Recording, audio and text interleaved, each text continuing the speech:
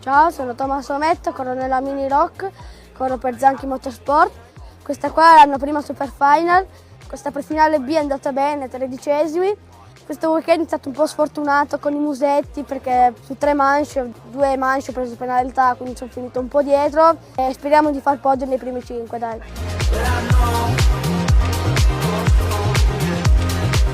Oggi mi accompagnano i miei sponsor, tra cui saluto la Ghezza Racing che mi accompagna per le gare. Ciao!